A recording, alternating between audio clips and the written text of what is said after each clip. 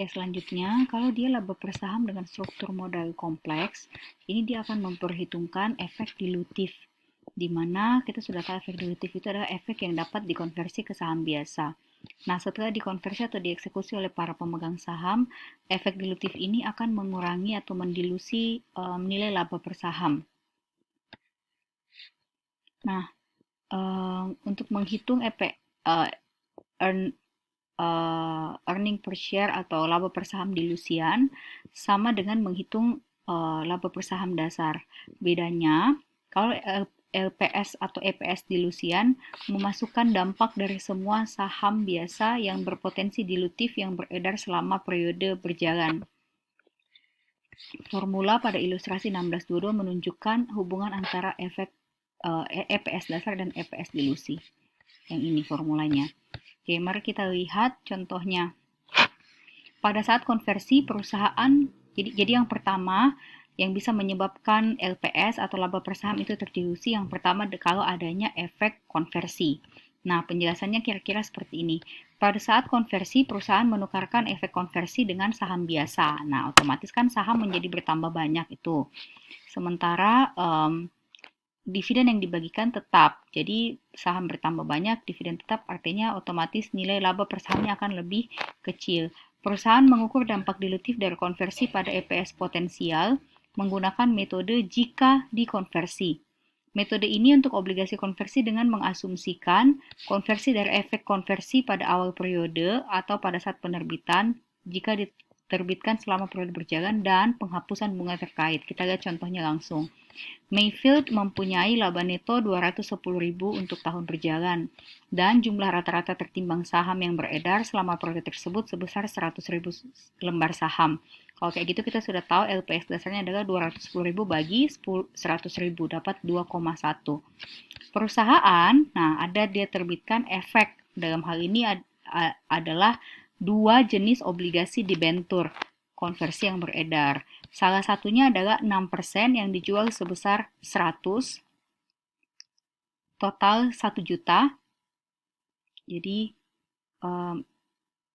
yang dijual sebesar 100 pada tahun sebelumnya dan dikonversi menjadi 20.000 lembar saham. Jadi bisa ada 100.000 tambah lagi 20.000. Beban bunga selama tahun berjalan yang terkait dengan komponen liabilitas dari obligasi konversi ini adalah 62.000. Obligasi lainnya adalah 7% yang dijual sebesar 100 pada tanggal 1 April tahun berjalan dan dikonversi menjadi 32.000 lembar saham biasa.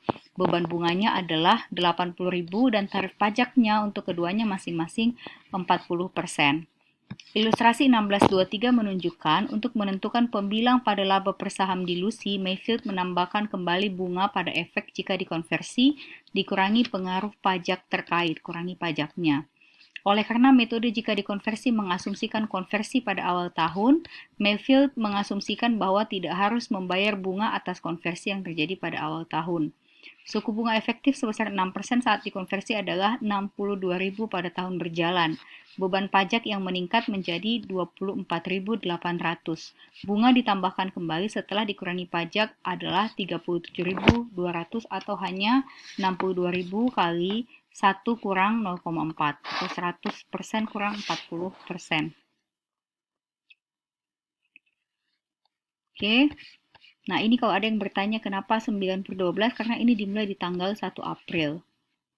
Sehingga laba netonya, ini baru menghitung laba neto dulu ya. Laba neto itu 210.000 ditambah dengan bunganya yang diperoleh dari kedua obligasi. Dapat laba neto 283.200.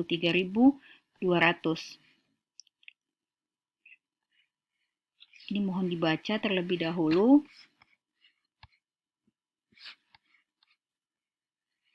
Oke, penjelasannya sama dengan yang baru saya jelaskan, kenapa 9/12.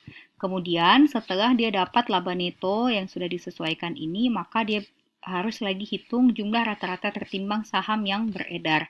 Jadi tadi kan di awal 100.000, kemudian karena ada 6% dibentur, ada dikonversi bertambah lagi 20.000 dan dikonversi bertambah lagi tadi kalau 1 tahun bertambah 32.000, tetapi karena hanya dari 9 bulan dari bulan April saja maka hanya bertambah 24.000. Jadi jumlah rata-rata tertimbang saham sebesar 144.000. Nah, sehingga bisa kita lihat di awal LPS-nya adalah 210.000 bagi 100.000, 2,1. Sedangkan sekarang nilai LPS-nya menjadi turun karena laba netonya berubah 283.200 dan saham yang beredar juga berubah 144.000 menjadi LPS-nya hanya menjadi 1,97. Itu kalau efek dilutif. Kalau ada efek berupa obligasi misalnya. Nah, ini faktor lainnya. Misalnya, asumsikan bahwa perusahaan menerbitkan obligasi konversi pada 1 Januari 2009 dengan tingkat konversi 10 saham biasa untuk setiap obligasi yang dimulai tanggal 1 Januari 2011. Pada awal 1 Januari 2014, tingkat konversi adalah 12 saham biasa untuk setiap obligasi, dan pada awal 1 Januari 2018, tingkat konversi adalah 15 saham biasa untuk setiap obligasi. Dalam perhitungan EPS dilusian pada tahun 2009, perusahaan menggunakan tingkat konversi 15 saham untuk satu obligasi. Oke, ini hanya contoh ilustrasi tambahan.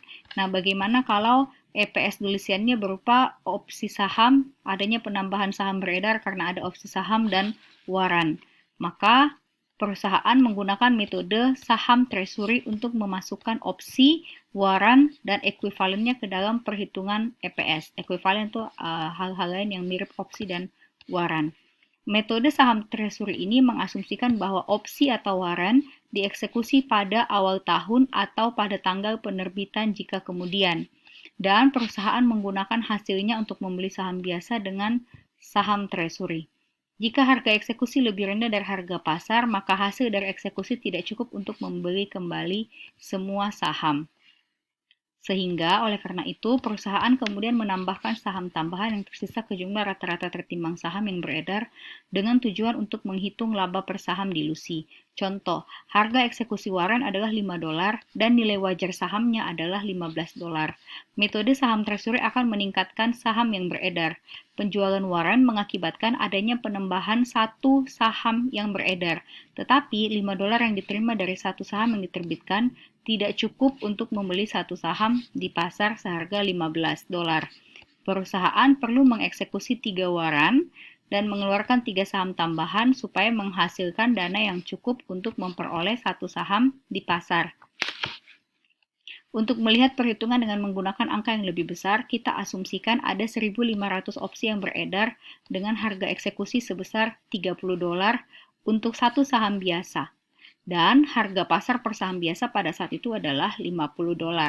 Dengan menggunakan metode saham treasury, perusahaan akan memiliki 600 saham tambahan yang beredar. Loh Bu, kenapa enggak 1.500? Nah, kita lihat cara kerjanya. Jadi, dana hasil dari eksekusi itu adalah 1.500 dikali dengan harga eksekusinya, $30. 45.000.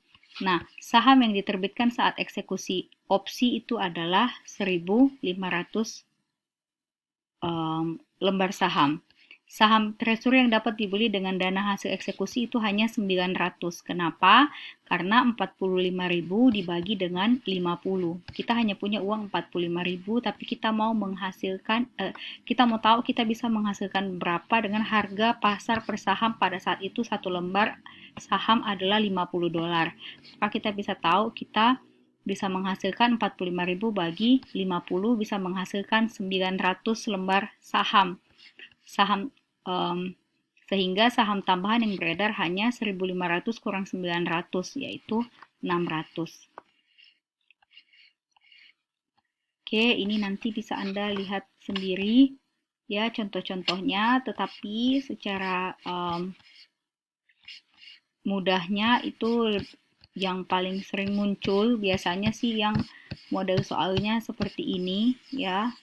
Kemudian, jadi Anda cari dulu berapa laba netonya, lalu kemudian Anda cari berapa rata-rata tertimbang yang perlu disesuaikan untuk efek dilutifnya, baru dibagi untuk melihat terjadi dilusi laba per saham dilusian atau tidak. Jadi dari nilai yang pertama, apakah dia menurun karena adanya efek dilutif ini. Itu untuk itu saja sih untuk yang struktur modal kompleks.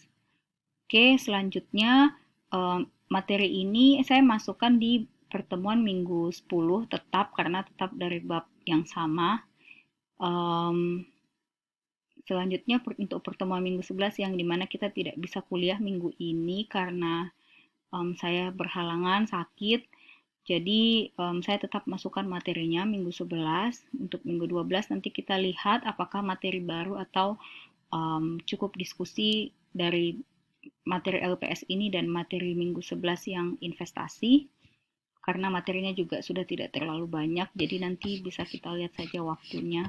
Jika ada yang mau bertanya bisa Anda tanyakan lewat grup ya. Semoga membantu.